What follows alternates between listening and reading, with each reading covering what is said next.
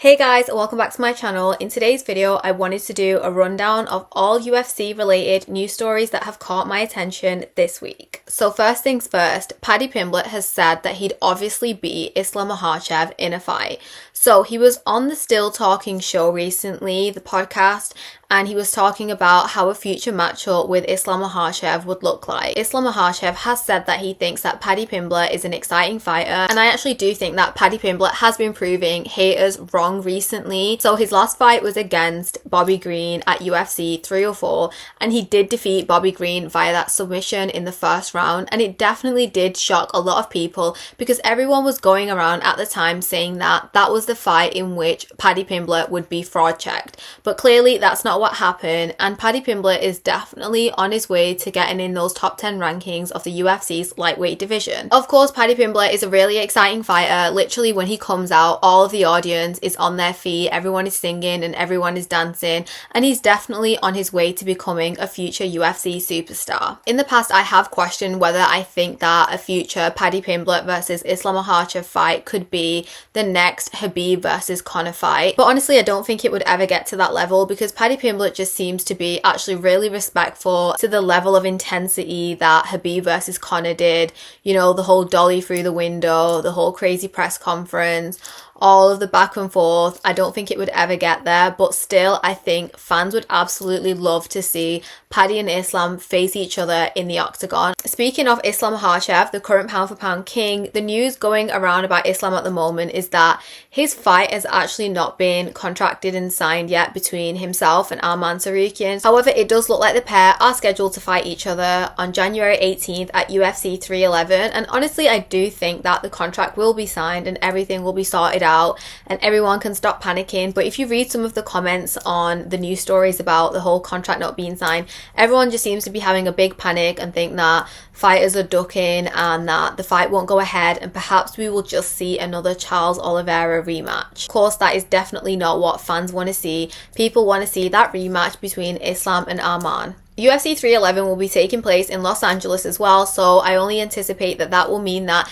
Islam will return to the AKA gym in San Jose for his training camp, and I can't wait for all the funny content that will be created when Islam does his training camp there, because in the past all the content coming out of there has been hilarious. Hey Habib, there's your box with the gear in it, bro. So I don't know, you got some good shit, bro. So the next news story that really caught my attention is the fact that Dricus du Plessis has been getting his sparring and training partners to shave their heads and grow their beards out to look like Khamzat Chimaev. But honestly, that could actually be a mistake or the wrong move on Dricus du Plessis' part, because if you look at Khamzat recently, he doesn't actually go for the bald-headed look. Most recently, if you think back to UFC 308, Khamzat actually had like short hair and he wasn't bald. So is Dricus du Plessis preparing for the wrong Khamzat? Because everyone is going on about how now we have a new Khamzat who doesn't have a shaved head. This is how Khamzat looks now and the look that he has these days. So is this the way that Dricus du Plessis should be getting his sparring partners to look? The question is Dricus du Plessis preparing for the old Khamzat and not the new Khamzat? Speaking of Dricus du Plessis, the UFC is still yet to announce the UFC 312 card, which is due to take place in Sydney, Australia. So everyone is expecting that that fight will be headlined by Dricus du Plessis. However, in a recent interview, Khamzat did say that he is actually due to attend UFC 312 in person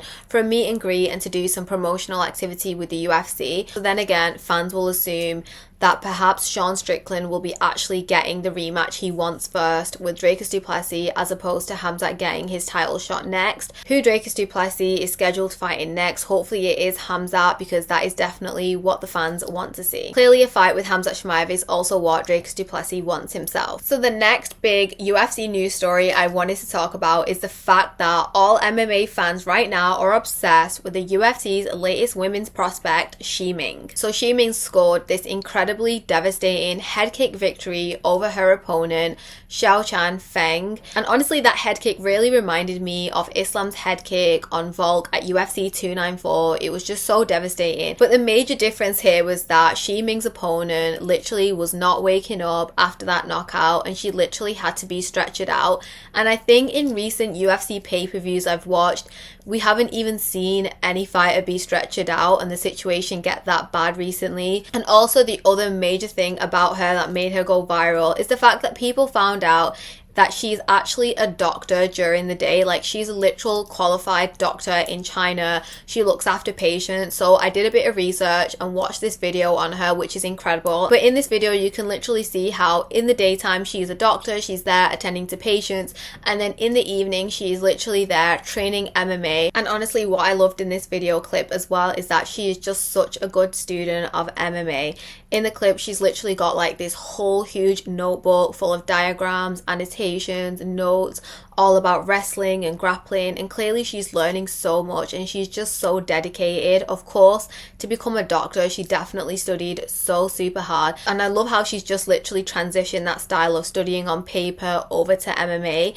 I don't think we've seen that from any MMA fighters recently. She has a really calm, sweet, innocent personality, and she can be so devastatingly brutal in the octagon. And also, I love how in one segment of the video, Shi Ming is literally there wrestling and grappling with a guy much bigger than her. Clearly she's going to train with a guy that size. What better way to prepare for women in the octagon? So guys, we are getting closer to the end of the year, and I am so super looking forward to the co-main event of UFC 310, Shavkat Rakhmonov versus Ian Garry. So I was looking through social media, and Ian Garry did share some training footage between him and Shavkat. So the pair have actually like sparred and trained together. Didn't expect the pair to have trained together in the past, and I think that will definitely make the fight more interesting. So both fighters are going into this fight as undefeated, but Ian Garry is going into this fight as the underdog. But I really do still think that Ian Garry deserves so much respect for stepping up to the plate and acting as the replacement to this fight. As we know, Bilal Muhammad had a foot injury,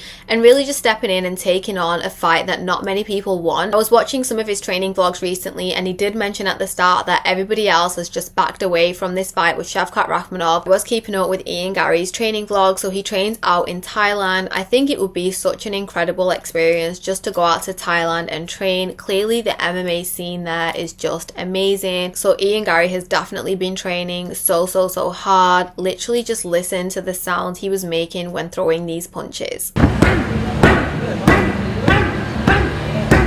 So of course I did as well look at Shavkat's Instagram to see how he's been preparing for this fight, and he is one of those fighters that tends to be a man of few words. He kind of just sticks to his training and lets his skills and his devastation in the octagon speak for itself. But guys, please can we find out what happened to Shavkat's sister Sora Rakhmonova? So I remember doing my research on her and finding these clips, and she was literally like beating the crap out of her opponents, and she's clearly so ruthless in the octagon. Maybe earlier this year she was supposed to be on Dana White's Contender Series, and then I think her fight fell through. I think she got injured and she couldn't make the fight. And then I remember like looking at her socials, and I think it was around the time of UFC 296 when Shavkat was fighting Wonderboy Thompson.